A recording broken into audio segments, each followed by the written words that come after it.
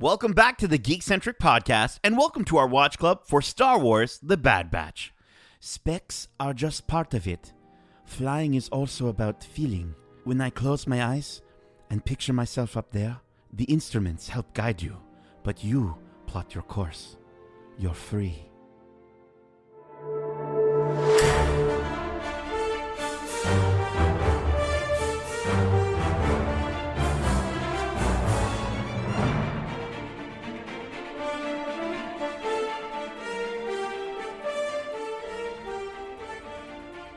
Bonjour and welcome back to Watch Club. My name is Nate, CT0831.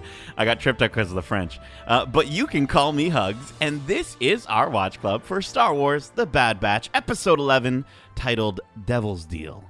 If you're joining us for the first time, this is Watch Club, our weekly review series, which is kind of like a book club, but way better.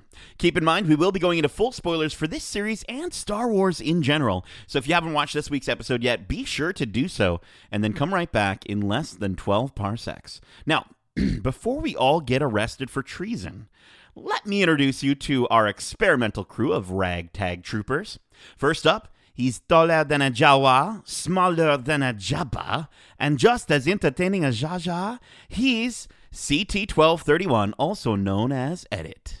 Bonjour, batches. Comment ça va? And rounding out our small battalion, we have the dopest, dankest dude on Dagobah, CT1006, but you can call him Joints. I'm not even going to try an accent. I have a hard time with English, so I'm going to leave it at that. So do I. How are you Twihards doing this week? I'm loving this episode, man. Yeah, it's better than last week's. I'm not sure if it's like an amazing episode in my opinion, but maybe that's just me. We'll talk about that later. Can we confirm that this is Twi or Twee? Is it Twi'lek or Twi'lek? Ooh, that's a good question. I've always said Twi'lek. Yeah. I've always said Twi'lek because there's the apostrophe, and you break it up. In my mind, at least. So. Okay, so maybe you're the right. grammar. I have no idea. See, you're not bad with English. What are you talking about? Jeez. Well, I do more reading. Half the time I'll be pronouncing a word in my head, and then someone says it out loud, and I realize I've said that wrong my entire life. Yeah.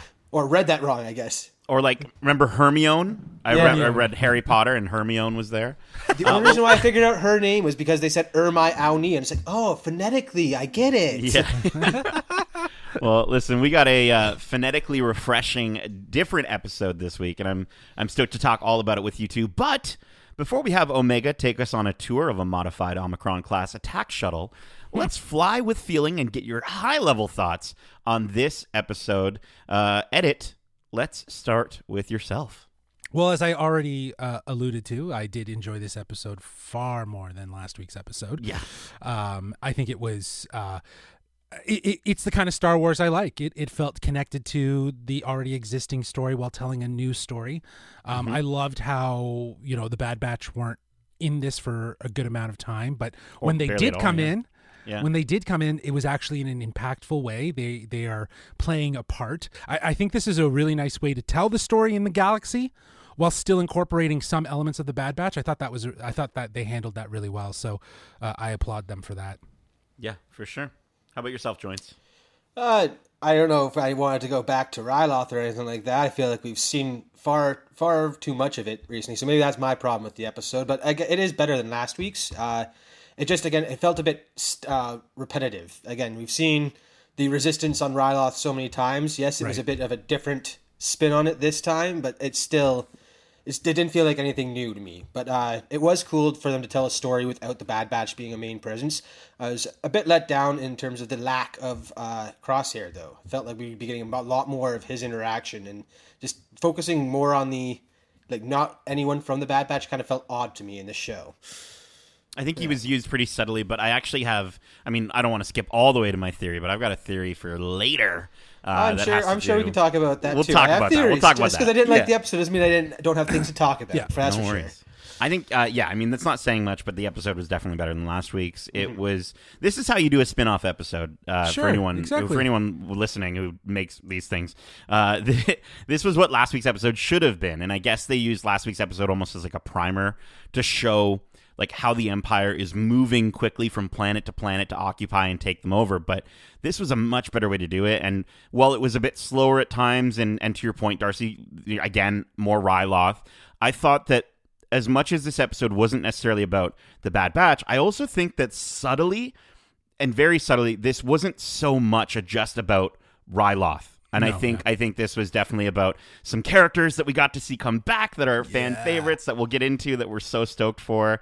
And I love the way that they sort of just, introduce who they put in the forefront, and then, Omega and Bad Batch kind of took a little break, and that was totally fine. But they were and still again, involved. They didn't right, but they didn't. Yeah, they were involved a little bit, but they didn't try to like force them into this storyline, and it did also feel very much like a setup. Right? This is a setup for the Bad Batch now interacting with these characters going forward, I'm pretty sure. But guys, let's just jump right in. Let's fly with feeling and get into the plot. This episode opens on Ryloth, which, not surprisingly, he's now under Imperial control. And we see Senator Orn Free Taa chumming up with Vice Admiral Rampart. During a speech to the Twi'lek citizens, Taa and Rampart push Cham to assuage his people's worries about the Empire taking over. In a not-so-convincing speech, Cham tells his people that the Empire and the clone troopers are on their side, but it's clear he and his wife, Eleni, aren't convinced themselves. He says, "I should be content the war is over, but change is not easy," which he tells Trooper Hauser. Rampart notes to Eleni that her daughter, Hera, is absent for her father's speech, but Eleni says Hera has other interests. Elsewhere on the planet, a youthful Hera and her droid sidekick Chopper are scoping out an Imperial mining facility. She's definitely not supposed to be there, but she relaxes a little bit to daydream about flying, and then troopers, led by Hauser, find her. When the troopers take her back to her parents, we see Cham supervising a line of Twi'leks giving over their weapons to the Empire. Hera tells her father that Gobi sent her to take a look at what's going on in the mining facility, and her mother tells her to let her know everything she saw. Hauser says he's not going to report Hera being in a restricted zone, but reminds Cham that they're in a tricky situation with the Empire and that it cannot happen again.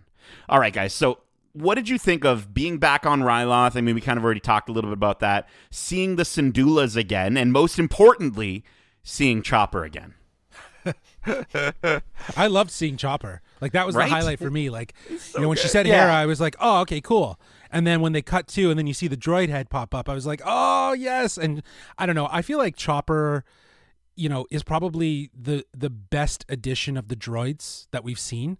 He has the personality that is very much like a R2-D2, but I think even more juvenile than R2-D2. Louder. And just more sporadic. And I think he has a bit of C-3PO in terms of his frantic sort of anxiety nature. And there's always his exasperation. He's always just like he's shrugging and stuff like that. I've never seen a droid shrug so much. Yeah, I know. So I thought it was great to see him come back, and obviously to see Hera at a young age. To know that what we're witnessing is sort of the early origins of her story, because when we're introduced to her, she's a full-fledged adult, flying the Ghost. So I'm curious to know though, and I don't know if this was necessarily covered in Rebels, but I just love the idea that she grew up with Chopper. Like, Chopper was her droid, and I also love how that sort of follows through though, because then you see in Rogue One, we hear they say, I think they say General or Admiral or Captain Syndulla or whatever over the intercom. And then you also see Chopper running around that facility in Rogue One. So it's just kind of cool to sort of see that, she's his droid all the way through. Mm-hmm. Yeah, I mean, in Rebels, when we do see Cham in that arc, and when Hera actually slips back into her accent from Ryloth, he mentions, do you still have Chopper from the Clone Wars era, basically. She said he mentioned he found her just after that, or during that time frame. So we knew she would be with Chopper at this point if we were to see her, which was cool to see. I thought it was really neat seeing Hauser personally. Yeah. Seeing another clone commander, he looks like he still has a conscience. Like he isn't. Like I'm wondering if he's just going along with something or what. Like it's weird. I think there's some relevant conversation that we need to have as this episode progresses about what we think is going to happen with him. Oh, we've already seen. It almost feels like just from his first introduction there, the way Cham turns to him, it's like he's been stationed on Ryloth since and previous or before Order 66. So I'm wondering, like, if I feel like Cham would not be so willing to work with these guys if he had seen like the massacre of the Jedi. So was the Jedi not on the on planet, and therefore Hauser and his guys didn't have that violent switch immediately? Like, I'm very curious to see about that story personally. It's interesting though because it doesn't seem to be just necessarily Jedi, right? Because we know that Wrecker, when his inhibitor chip went off, he just saw the other clones and Omega as traitors, and that was enough to drive him, to that violent state. So it's like, does he not have an inhibitor chip at all? Maybe that's what I'm thinking. That's what I'm getting at. Because he's constantly calming people down, and he was on Cham's side. And obviously, again, as you said, he's been fighting beside him for a long time. You see the mark on his face? Like, I just have to shout that out. And I also have to shout out, his hair looks so good. Like, he's very he's a handsome. with hairstyles, finally. As opposed to all the other guys you saw at Camino, he has unique hairstyle. It's so funny. I was watching it with my wife, and I just said, "Do you like his haircut? Because I think I'm gonna get my hair like his." That's awesome. That's awesome. I also wanted to shout out some of the music in some of these moments when Hera and Chopper pop up. She kind of, maybe, I don't know if that's her own theme. It's been a while since I've watched Rebels, but it does sound almost like a revision of Leia's theme. Like, it kind of sort of flows through that. It sounded Leia kind of Han-ish at times. Well, it is her theme, and when they first debuted the theme in Rebels, they also talked about how it was inspired by Leia, another strong women presence in the Force and in the galaxy. So they decided to go with the inspiration for another super strong independent woman type thing. So yeah, it's definitely meant to sound like Leia's for sure.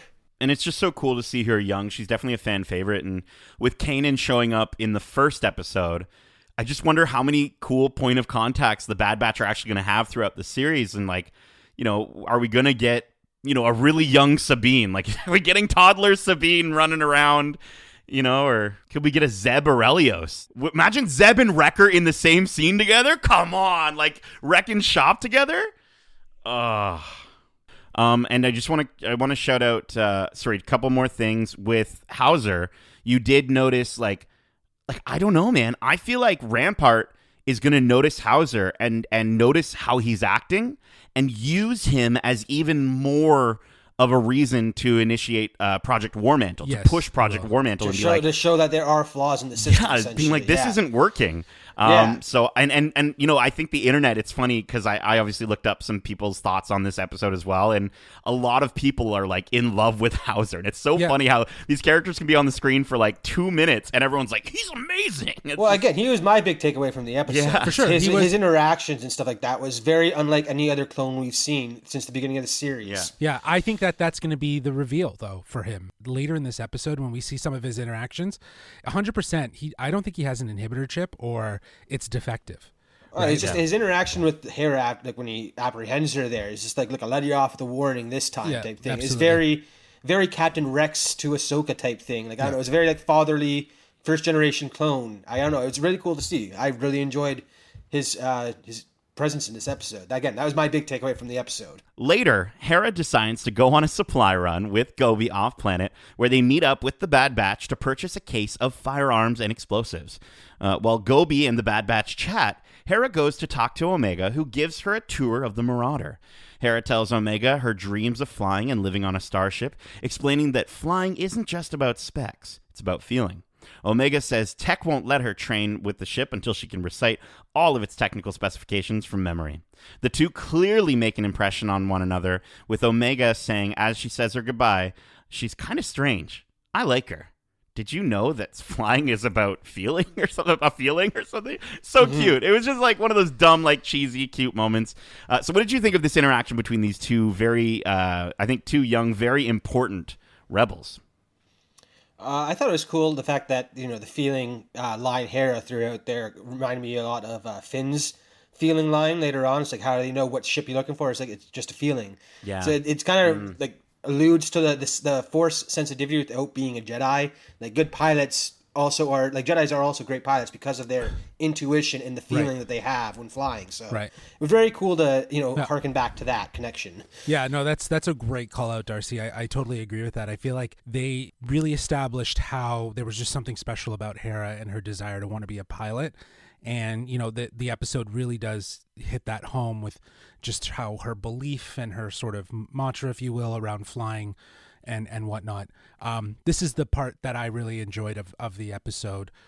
Was seeing the Bad Batch show up when they did, because I feel like they're subtly dropping how the Bad Batch are getting themselves into other business that they shouldn't really be getting into, putting more of a target on their back as well, right? At the same time, we'll talk about targets soon, but I keep bringing this up, but I still can't get over how masterfully Filoni keeps bringing in and mixing up these characters in a way that feels natural. Like, I loved how they showed the parallels of them both kind of being these kids who just want to get away from where they're from and go on these adventures. And it was another moment of perspective from Omega to kind of understand a little bit about being a pilot, which I think is adding to her overall growth, right? And we've talked about how, the influences that she has from her four dads of the Bad Batch, and, the influences maybe she gained on Kamino, and learning from that little robot droid, whatever his name is, and now from Hera. And so I love seeing these two interact, and I do hope that we get to see them again, but as like adults. I think would be really, really dope. I don't know if it'll happen, but I can dream. We could definitely, I think we could definitely see something like that. I want to hear if any of you have fan casting, stick around for the episode and we'll get the email to you in terms of how you can contact us about that. But I would love to know who you would cast as adult Omega and adult Hera. I think would be so dope. Let's keep going here. This is the kind of the last section here. When Hera and Gobi attempt to land back on Ryloth, they're shot down by Crosshair, who we saw previously place a tracker on their ship. Hera and Gobi are uninjured, but troopers swarm the ship and take them into custody. And much to Hauser's dismay, they charge them with treason. When Cham and Eleni hear about their daughter's arrest, they immediately jump to her rescue and simultaneously declare their resistance against the Empire. In moments that clearly show where Hera got her scrappy, rebellious fighting skills from, Cham and Eleni's allies quickly take out the troopers on speeders surrounding the prisoner transport and successfully rescue Hera. Unfortunately, their victory was short-lived as Cham discovers Senator Ta was planning to use Hera's arrest as a way to oust Cham from the picture. When Cham points a blaster at Ta for threatening his daughter, Hauser reminds him to calm down and think about what he's doing. And Eleni tells him that Ta's time will come, but not this way. He lowers his blaster, and Rampart looks at Senator Ta, thanks him for playing his part, and then signals to Crosshair, who's hidden in the shadows off a cliff, to kill the senator. With Senator Ta dead, Crosshair signals for more troopers to move in and retake the area. It seems that while Senator Ta was planning to oust Cham, Rampart was plotting to use the senator to draw out Cham's rebellious nature and push him to act against the Empire, proving his suspicions. Moments before Cham and Eleni are arrested as insurgents, Eleni sends Hera off in a chopper-driven speeder to escape the same fate. The episode ends on a cliffhanger of Hera alone, with her parents facing charges of treason against the Empire. Okay. So, guys, what did you think of the assassination of Orn Free Ta and the wrongful arrest of Cham and Eleni? I just thought it was interesting when after the fire, the shot that kills Ta, Rampart turns to them and says, "I'm going to arrest you under charges of attempted assassination." And it's like that's clearly straight up assassination if he's dead. It's not attempted at anymore at that point. It's assassinated. So I'm just wondering how they're going to spin that with a dead body. I was going to get to that because he definitely does say the arrest for the attempted assassination of Orn Free Ta, and so it's like attempted. And you see him being lifted away on his stretcher. When you look closely, because I had to rewind a couple times, you see his little hand move. So is he still alive? Like, do you think Crosshair's shot? But do you think Crosshair's shot was like so accurate that like he hit him in the head and knocked him out, but didn't kill him? Sure, I guess. I don't know. From what I know about blaster bullets, taking one to the head is never good. From what it looks like, I mean, yeah. I don't know. It seemed odd to me that was the way they're spinning it. It definitely feels like they're building towards, Eleni's foretold death, because we know that she died in the rising of the resistance on Ryloth, basically. So I feel like Crosshair is probably going to be the one to pull the trigger on that. Wow. Seeing I thought it was going to happen this time, yeah. seeing his role in the shadows and just perching up there, like it's gonna be coming out of nowhere, and that'll be the death that divides Hera and her dad, basically. So it'll be interesting. That idea. Wow. Yeah. I mean, this sequence was the highlight for me in the episode, just because it was so, like, it elevated this. Again, and I think it's every time we see freaking Crosshair, he makes this show elevate in a way that's darker and darker, and just to see an actual assassination, to see the blaster bolt in Orn Free Taa's head, it just starts to remind you, like, yeah, this is a kid show, but it's also kind of not a kid show at the same time. And so I just thought it was, I screamed because I totally thought he was going to shoot Eleni. I knew he was going to shoot Cham, but I thought Eleni was going to get it here. So it's interesting that maybe, he'll do that in the next one. I also really want to quickly just call out how all the troopers, except for Hauser, were firing real blaster bolts, and then the Twi'leks were always there. Their blasters were set to stun. Like it just shows how they fundamentally disagree with the direction that the clones are being taken and ordered to take, but they remember how integral they were to the salvation of their people. They fought alongside them for so long, so it's cool. So hard to turn their weapons on them for sure. And it's those little world sort of details that really help to make these characters feel real, which for an animated show is just cool to see how much attention they're paying to that sort of thing, where they could have just had them straight up shooting and killing those guys. It definitely also is more of a reminder, like earlier on in the episode, Cham goes on saying how integral they were. Like it's building on that as well. Like yes, it is a kid's show, but I feel like the intention to prove that like they still see the clones as their comrades goes a long way in that. Yeah, for sure.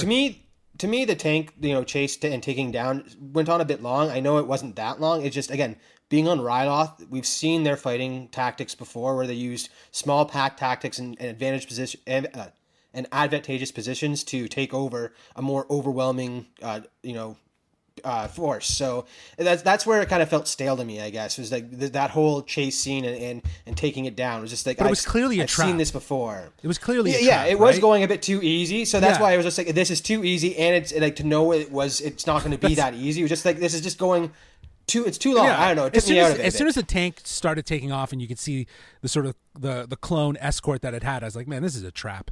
It's totally way too late of traveling. Yeah, exactly. And it's in Star Wars fashion that something would be a trap, right? So it's a trap. Okay, well, listen, wrapping up the plot on this one, I want to know, what are your overall thoughts and your final score for this episode, which we'll be rating on a scale of 1 to 5 dead blue senators. Justin, we'll start with you. I'm gonna give this.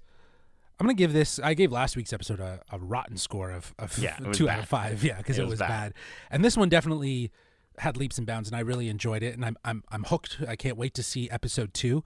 So I think I'm gonna give this episode a 3.8 out of 5 dead blue senators. So yeah, I think that I enjoyed it. I'm definitely interested to see where the story goes with Hera and Hauser, what his involvement's going to be, because his morals and his beliefs are going to be challenged. So it'll be interesting to see how it all pans out. Cool. How about yourself, Darcy? I guess the thing what really brings down this episode for me is that we're seeing Ryloth again. Like I said, I feel like we've seen it a lot. We know they don't like being controlled, so it's nothing new there in my opinion. Yes, it's different people trying to force the rebellion, but it feels like old hat. So. Other than the introduction of seeing Hauser and then seeing young Hera and Chopper was really cool, and it is neat to see their origins. So I am looking forward to seeing where that goes. Like we said, we've talked about how Hauser's behavior has a lot of implications in going forward, and if it pays off, it'd be really cool to see how that plays out. But yeah, again, just the characters are the only thing that are bringing the episode up for me. So I'm probably going to go ahead and 3.3 out of 5 dead blue guys. Dead blue senators. What it was? That works too.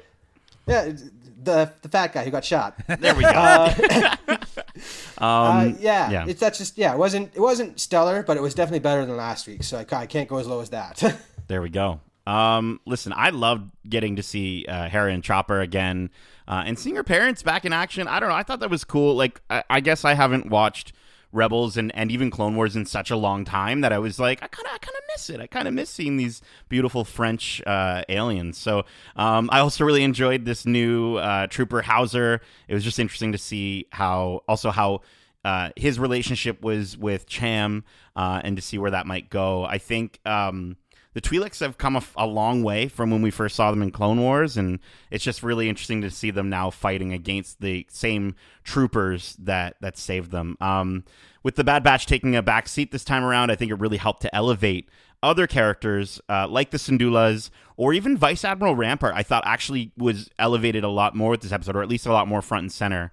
And it really picked up in its third act and its final moments. I thought they were thrilling and dark, which again, whenever Crosshair's involved, things get a little darker. And this episode definitely, it was a filler, but it really felt like a part one. And I don't want to spend too much time on Ryloth because I do want to get back to more answers with Kamino and Omega. So I do hope we do get to see the resolve for Hera's story for now. But I don't know. This episode, I was delightfully surprised because I thought for a second that we were kind of getting a repeat of last week. Like Bad Batch is going to have to come in and save, Cham and his family or something. But as the episode went on, I started to click for me. I'm like, oh, no. This is just about Hera and Chop and her origin story and introducing Hauser. So for this episode, I'm actually going to give this episode a solid 4 out of 5 dead blue Senators.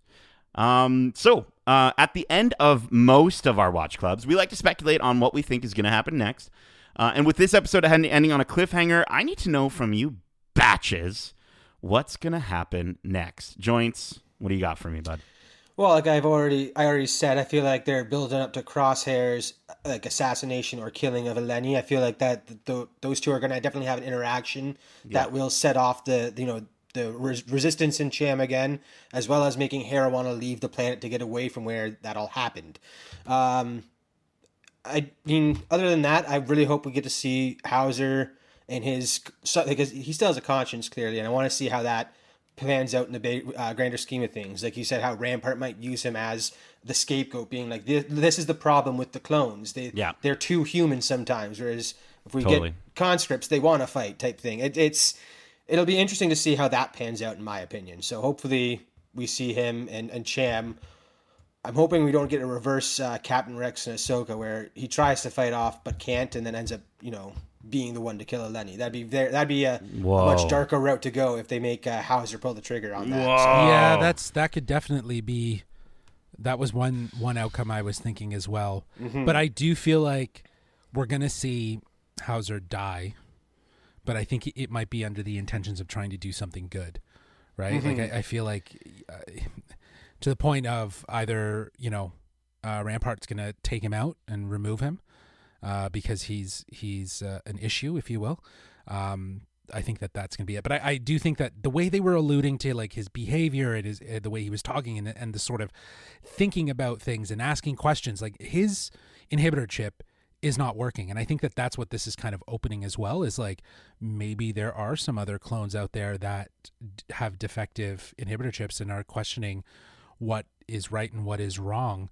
I also think what we're witnessing here, and maybe it's stupid to say this, but it is definitely a pre-rise of the rebellion. We're seeing, especially from last week's awful episode, the only real takeaway is that you see people rejecting the Empire's influence. And right. Here, we have that same sort of continuity. Again, albeit it is Ryloth, but I feel like because Ryloth has such a deep history in Star Wars and in Clone Wars, and we've seen so much of it, like to your point, Darcy, while it might not necessarily be the place that we would want to see, we could see somewhere else, I think it holds weight as to the sort of transition of, the Twi'leks resisting and going against, again, the clones that they fought side by side with, right? Like you guys were pointing out. Mm. I think a really big thing that just kind of bugged me, I guess, seeing Ryloth again, is how they were, like Cham specifically was willing to bend the knee, even though like the deal was once the war is over, they leave the planet. For them to go back on the word, and if that happened earlier Clone Wars era Cham, I feel like he'd be like, no, that's not the deal. Yeah. So I'm just wondering what happened, because it hasn't been long since the last time we've seen him in terms of the timeline. Yeah. It just feels weird that he'd be so lenient to, bend the knee and, They don't have enough episodes for them to establish him sort of being a little more not as feisty as he was. So I think they really had to hammer that home in this episode because, Darcy, I absolutely agree with you. He's going to go off. He's going to go off the handle, and that's because his wife is going to get killed, and that is what's going to... They needed to show him almost a little more submissive in this episode to make that even pop a little bigger. It was just very jarring, just in terms of, if you look at his 2 appearances outside of this show, when you look at Clone Wars and then Rebels, he's a very similar character between those 2 shows. You'd think nothing would have changed over that timeline. So to see this thing in between those 2 things, and to see him so like the polar opposite of what we like know him as, was just very, I don't know, it felt very weird to me. It was not a Cham I was expecting to see ever. So I guess that was one of the big things that bummed me out, is that Cham does not seem the same as he used to. Like, I understand that the death of his wife would be a big factor, but I feel like he'd already be upset before that happens. In my opinion. But like, she's there calming him down, right? And then he doesn't have that anymore when she dies. So I think you're going to get that Cham that you're looking for in the next episode. Yeah, it's just weird to have a Cham that isn't like that, because again, she seems more rebellious in this episode than he does. It's just odd. It's just a very odd feeling for my. But listen, Batches, shut up, Batches, shut up. Yeah. I really want to talk about here. I want to talk about a theory that Darcy brought up about Crosshair and how his inhibitor chip and how the inhibitor chips. This is from a long time ago in episode 2 of our Watch Club. Darcy brought this up, and I was blown away, and my mind was melted. And also, speaking of minds being melted, that also happened to Crosshair. Now, in this episode, we see him really proficient with his blaster for the first time in a little while. He shoots Gobi's ship, and then he also hits Orn Free Taa's head, potentially not killing him. We'll have to wait and see. But he clearly at this moment isn't affected, which makes total sense because his head was so badly damaged in episode 8. And until he was, until then, his shots were becoming more and more inaccurate. So I'm doubling down with you, Darcy. I really think that he no longer is doing these things because he has to. I think he actually wants to be a good soldier that follows orders because, again, it's all he's ever known, and he likes it that way. This series is all about change and how these characters cope with the changes individually, and clearly he can't cope with what's happening to him and his Bad Batch brothers, and so therefore... that's absolutely what's happening. His inhibitor chip is no longer active since episode 8, and his shots are getting better. So, Darcy, 100%, dude. That's fact in my mind. There's no way it's not true. It'd be interesting to see if they play it out like that. Like, I'm wondering if it's not fully out of there, because again, the whole family aspect going through here, I want to see like a redemption arc for Crosshair. Right. If he's just being a soldier because he don't know something else, it'll take him down a lot in my books. Just because again, I'm hoping for a good redemption arc for him and his family. Yeah, but I don't know, because he's the bad guy. Justin, you were saying bad guy's bad. So yeah, he could definitely, but I think there's more conviction for his redemption, right? Like there's a lot of build for that. But I like the idea though that his inhibitor chip has sustained some malfunctioning issues based on his injury. Therefore, maybe it's easier to turn him back. I don't know, but that is an interesting theory. It would be pretty interesting if they find out that his inhibitor chip is actually damaged and not working. So then, he's just been doing everything because he wants to do it. Like he is genuinely bad. That could be a really interesting turn for Hunter to have to let go. To have to move away, right? To understand and deal with that change in his life. Change in his life. So I see where you're going with that, but I do feel like they're probably going to lean into the redemption, even if it does mean that Crosshair dies at the end of it. Like, you know what I mean?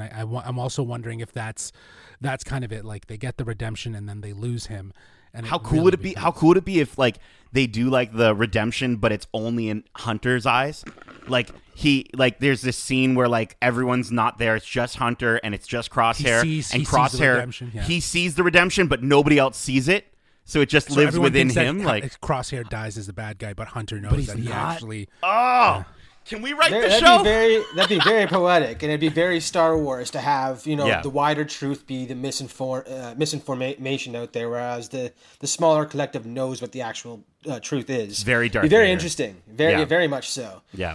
All right. Well, listen, we're going to leave you with that interesting nugget because that is it for the 11th episode of our Watch Club for Star Wars The Bad Batch. We hope you enjoyed this episode of Watch Club. And if you did, make sure to subscribe to us wherever you like to listen to podcasts, if you haven't already. And if you want to write into the show with your thoughts or your predictions on the shows we cover in Watch Club, well, listen, you don't have to, you don't have to have your planet occupied by Imperial forces, perform a reconnaissance mission for your mom, or get arrested for treason when your blue fat president gets taken out. Instead, Justin, can you let our listeners know how to reach us? Why, of course. They can reach us at wearegeekcentric@gmail.com. That's wearegeekcentric@gmail.com. That's probably not my best French accent, but Keep in mind, we also have our other Watch Club happening right now for Marvel's Loki, and Darcy was actually able to join us for episode 5. Darcy, it was so much fun going over all those freaking Easter eggs. Were there any Easter eggs that you had that we didn't get a chance to talk about? Oh yeah, there was a couple. I don't want to drop them here in case anyone hasn't watched the episode, but that episode is a plethora of Easter eggs, and it was so enjoyable to watch and talk about with you guys afterwards. I'm just gonna say helicopter. Look for it. Yes, I know. I went through my list afterwards and saw that. I was like, dang it! I can't wait. I think I got that one. Did you get that one, Justin? I in think there? that one's in there, so I got that. All right. I got that one. Okay. I can't wait for the finale in just a few short days. We also have a ton of other episodes covering the latest content released on Disney Plus right now, including our spoiler-filled review for Marvel's Black Widow and our review for Disney's Monsters at Work. So go give those a listen and a 5-star review if you don't mind. Darcy, did you actually get to watch Black Widow yet? No, not yet. I'm saving to watch it with my family, my mom and brother, because that's what we do with Marvel, and it's been a while since we had a Marvel movie, so we're waiting until we can all sit down. Well, hey, Friday you can go see it in theaters. Let's go. I'm so stoked for that. Here in Ontario, theaters are opening up. Well, listen, Justin, Darcy, thank you so much for joining me for this episode of Watch Club, and as we say, good soldiers follow orders.